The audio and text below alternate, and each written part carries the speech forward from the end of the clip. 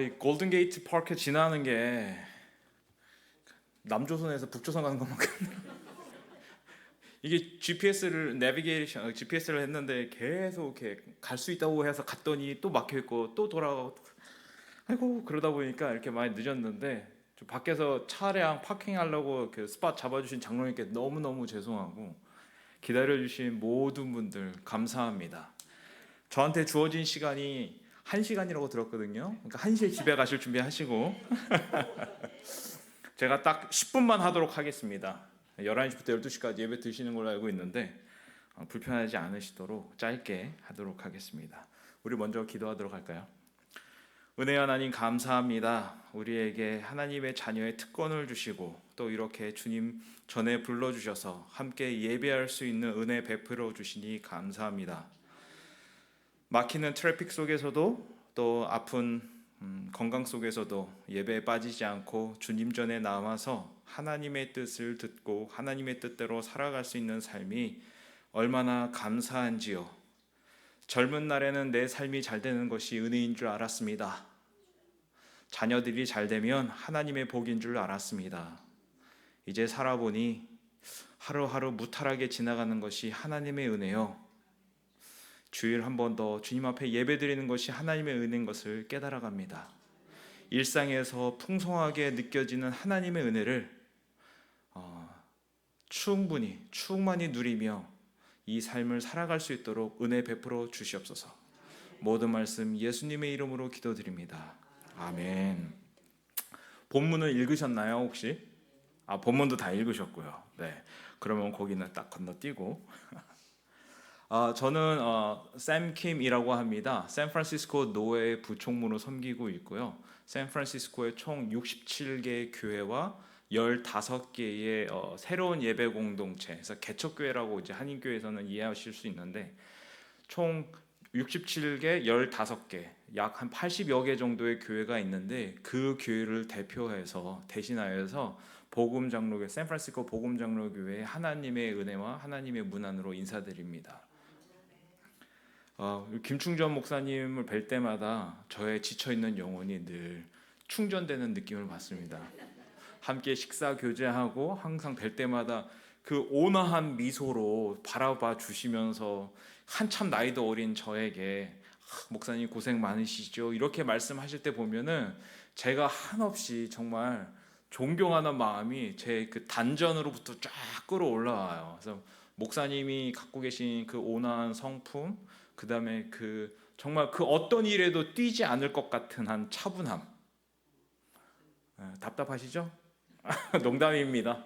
목사님이 갖고 계신 그러한 그 아우라 그런 것에 늘 감사드리고 또 샌프란시스코 노회에서 7개 한인교회가 있는데 김충전 목사님께서 오셔서 한인교회 목회자들한테 아주 큰 또 영향력을 주고 계세요. 그래서 온화함, 또 이제 다운타운에서 시리에서 목회하시는 게 쉽지 않은데 늘 항상 목회에 대한 긍정적인 말씀, 또 희망적인 말씀 해주시는 것에 대해서 너무 감사하게 생각하고 있고 또 복음장로교회 성도님들 섬기시는 정말 보지 않아도 열심히 하시는 그 성품에 너무나 제가 개인적으로 감사함을 드리고 또 노회를 대표해서 감사함을 드립니다. 물 한 잔 마시고 하도록 하겠습니다. 2시간이 걸렸어요. 여기 오는데 1시간이면 올 줄 알고 왔는데 2시간이 걸렸네요. 네, 감사합니다. 그래도 10분만 할게요. 아니에요. 오래 하세요. 얼마 기다리는지 알아요? 그러니까요. 네, 자 오늘 본문에 보면 고넬료라는 사람이 나옵니다. 고넬료라는 사람이 누굽니까? 이방인이죠. 선택받지 않았던 이스라엘. 고넬료가 살았던 당시만 해도 그 교회라는 곳이 있지 않았고 유대 그리스도인이란 이름으로 유대에서 핍박받던 유대인들이 전 세계를 퍼져 있었습니다. 그때까지만 해도 예수님이 우리의 구주라는 이야기가 유대 이방인들에게 전달된 것이 아니라 유대인들에게만 전달되고 있었던 때였습니다. 그러던 찰나에 고넬료라는 인물에게 하나님이 나타나셔서 내가 나의 백성이 될 것이다 라는 말씀을 하세요. 그런데 그 이방인뿐만이 아니라 동시에 다른 예수님의 제자에게도 나타나서 하나님이 같은 말을 하십니다. 그 제자가 누구라고요? 베드로라는 인물에게 이야기합니다. 베드로는 어떤 사람이었습니까? 예수님을 직접 만났던 사람이고요, 예수님을 따라다녔던 예수님의 사랑하는 제자였습니다. 우리가 흔히 말하는 기득권이었어요. 유대 그리스도인들의 기득권. 나는 예수님과 함께 복음을 전했고, 예수님이 십자가 못 박히는 것도 보았고, 예수님께서 직접 나에게 복음을 전달하라고 명령받은 예수님의 제자입니다. 고넬료와 베드로가 살던 당시에는 복음은 유대인들에게만 국한되어 있던 아주 특별한 특권이었었어요. 그런데 어떻게 그 유대인들에게만 국한되어 있던 복음이 지금 샌프란시스코라는 이곳에 복음 장로교회에 계신 여러분들에게까지 전달되었었을까요? 그 시간은 아주 오랜 2000년이라는 시간이 흘러갔지만 그 전환점이 바로 오늘 여러분들이 읽으신 고넬료 본문이라고 하는 사도행전입니다. 유대인들에게는 예수님과 함께 고향 사람이었던 유대인들에게만 복음이 전달되었었는데, 그 복음이 얼마나 좋은지, 그 좋은 복음을 우리만 갖고 있으면 되겠습니까? 안 되겠습니까? 안 되죠. 그래서 그 복음을 유대인이 아닌 타 유대인들에게도 전하자라는 그 전환점이 생겼는데, 그 전환점이 바로 고넬료로부터 시작됩니다.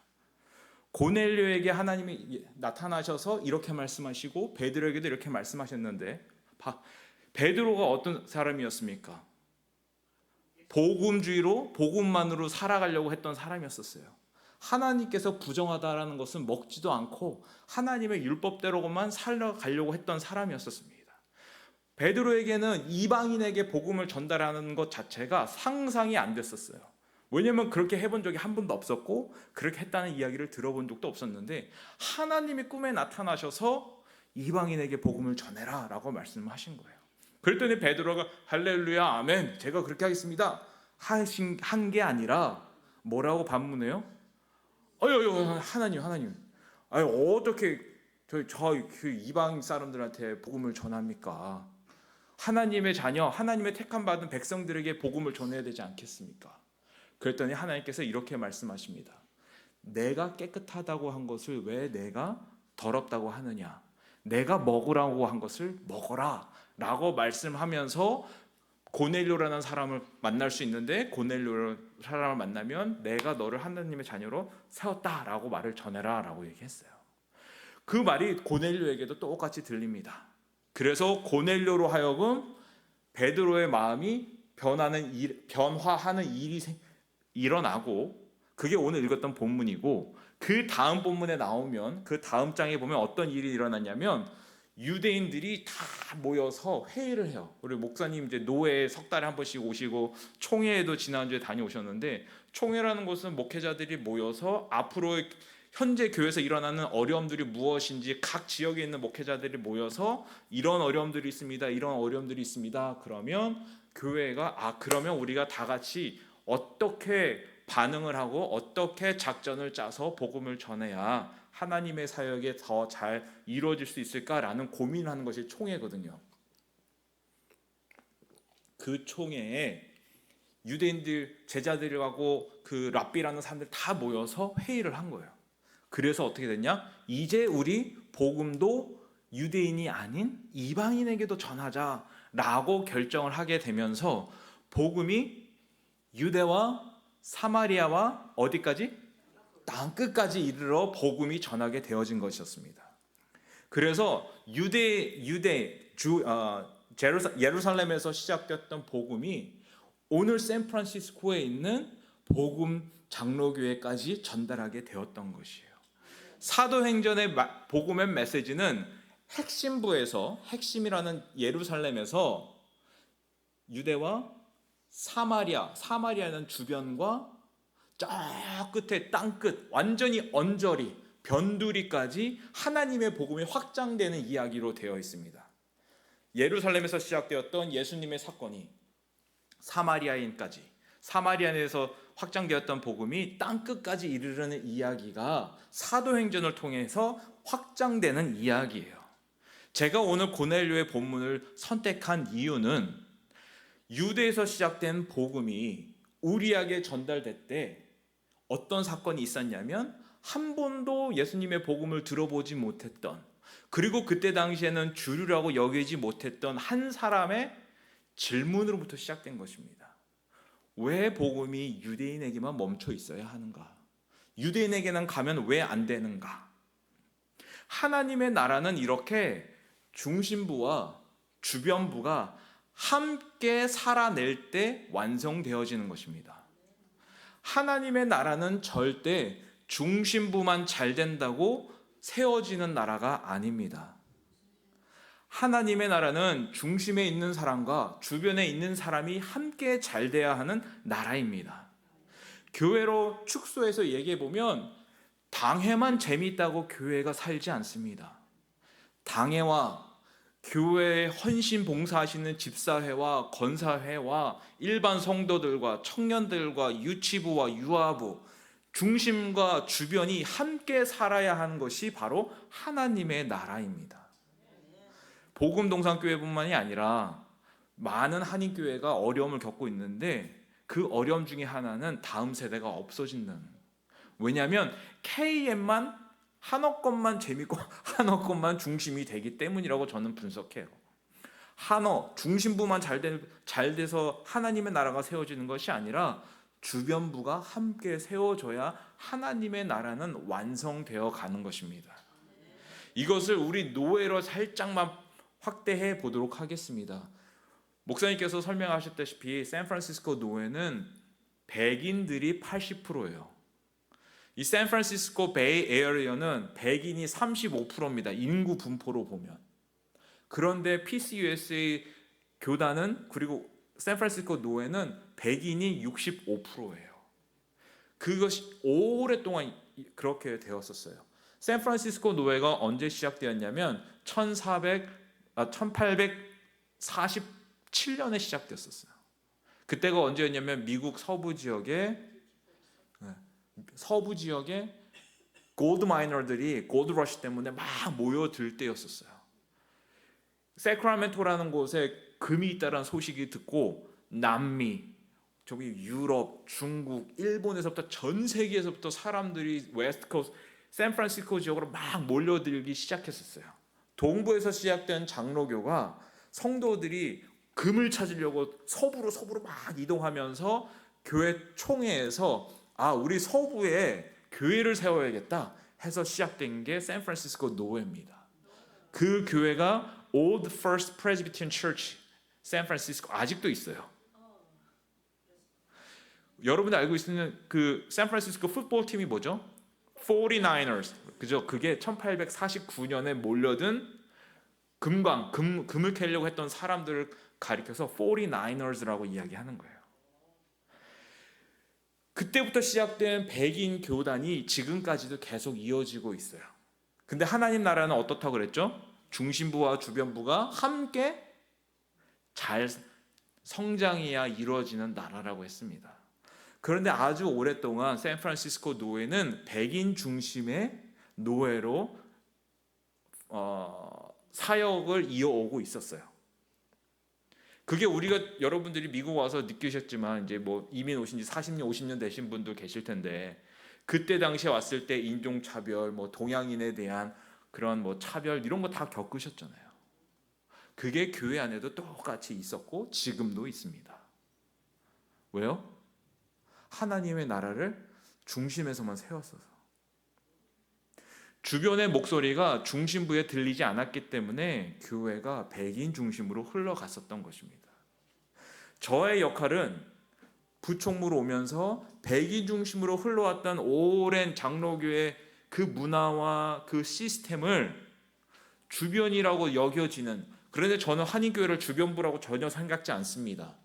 지금 현실이 그렇게 되어 있다는 것을 표현하는 것뿐입니다. 그 주변부의 목소리라고 여겨졌던 한인들의 목소리와 중국인들의 목소리와 일본인들의 목소리와 인도네시안들의 목소리와 아프리칸 아메리칸들, 그 다음에 아프리칸들의 목소리가 중심부에 들리지 않았기 때문이에요. 누구도 그 이야기를 했겠죠. 했는데 귀 기울이지 않았겠죠. 왜? 보내려고 하나님의 음성을 들었을 때 제가 어떻게요? 예수님의 제자라는 베드로가 하나님의 음성을 들었을 때 저 사람들은 복음 전할 수 없어요라고 했던 것처럼 주변의 목소리가 중심에 들리지 않았기 때문에 중심에서 흐르는 문화로만 지금까지 흘러왔습니다. 샌프란시스코는 너무 재밌는 동네입니다. 역사적으로도 그렇고 문화적으로도 그렇고 이민 역사로 봐도 그렇습니다. 여러분 브루스 리 아시나요? 이소룡? 네, 이소룡이 어디 있었어요? 샌프란시스코 오클랜드에 있었잖아요. 그죠? 저 그래서 왔어요. 샌프란시스코는 역사적으로 너무 재밌는 곳이에요. 그 미국의 역사의 흐름 속에서 샌프란시스코 노예가 중심에 있었어요. 중국인들의 이민법을 반대했던 1888년에 그 이민법을 반대했을 때 샌프란시스코 노예가 무엇을 했을까요? 아무것도 안 했습니다. 2차 세계대전에 일본 사람들, 이 지역에 살던 일본 사람들 재산을 다 몰수하고 저기 유타 내륙 지방의 디텐션 센터에 다 감옥으로 집어넣었을 때 노예가 뭐 했을까요? 아무것도 안 했습니다. 왜요? 주변의 목소리에 귀 기울이지 않았기 때문에. 중심에 있는 문화로만 흘러왔기 때문에. 그런데 2026년 지금 어떻게 지나가고 있나요? 한인교회는 한인교회대로 교회들이 어려움이 있지만 그 목소리가 들리지 않고 있어요. 저의 역할은 여러분에게 하시라는 게 아니라 저의 역할은 이 중간에서 이 서로의 이야기가 서로 들릴 수 있도록 하는 것이고 그것을 통해서 한인교회의 목회가 좀 더 영성의 힘을 더 얻을 수 있도록 도와드리는 역할입니다. 또한 여러분들이 하나님께로부터 듣는 목소리를 자신 있게 전달할 수 있도록 중간에서 브리지 역할을 하는 것이 저의 역할이라고 믿습니다. 한인교회로 목회로 또 교회 건물을 유지하고 많은 어려움들이 있는 것을 너무나 잘 알고 있습니다. 저도 당연히 그 지역교회 목회를 했었고요. 단일 목회를.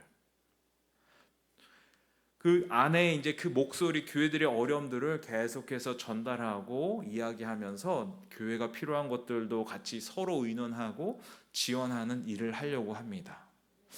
자, 이제 제가 약속한 시간보다 조금 더 길게 하긴 했는데 마무리하도록 하겠습니다. 저는 하나님의 나라는 혼자 세울 수 없다고 믿습니다. 중심과 주변이 함께 성장해야 하나님의 나라는 세울 수 있습니다. 우리가 미국에 살고 우리가 미국 교단에 속해 있지만 백인들 교회만 잘 된다고 하나님의 나라가 세워지는 것이 아닙니다. 총무와 부총무가 있지만 그 중심에 있는 그 사람들만 잘 된다고 해서 교회가 살아나는 것이 아닙니다. 교회 어른들이 있지만 교회 어른들만 교회 생활이 즐겁다고 해서 교회가 살아나는 것이 아닙니다. 우리가 어디에 있던 하나님의 음성을 듣고 하나님의 뜻대로 살아가는 즐거움을 누리지만 동시에 내가 보지 못하고 내가 느끼지 못하는 그 주변에 있는 사람들의 목소리도 함께 경청하고 함께 살아낼 때 하나님의 나라는 세워져 갈 수 있는 것입니다. 함께 세우는 하나님의 나라, 주변에서 중심으로, 관찰자에서 참여자로, 중심과 언저리가 서로로 필요하는 교회, 그런 하나님의 나라를 샌프란시스코 복음 장로교회 성도 여러분 함께 세워가시겠습니까? 목소리가 조금 작으신데 함께 세워가시겠습니까? 할렐루야. 감사합니다. 기도하겠습니다. 주님, 오늘 우리에게 주신 말씀처럼 하나님의 나라는 혼자가 아니라 함께 세워가는 나라임을 다시 깨닫습니다. 우리의 각자의 자리, 중심과 언저리에 두신 이유가 있음을 믿습니다. 우리 안에 있는 편견을 녹여주시고 닫힌 마음을 열어주시고 서로 이야기를 듣고 배우며 성장하는 공동체가 되게 하여 주옵소서. 이 모든 말씀 예수님의 이름으로 기도드립니다. 아멘.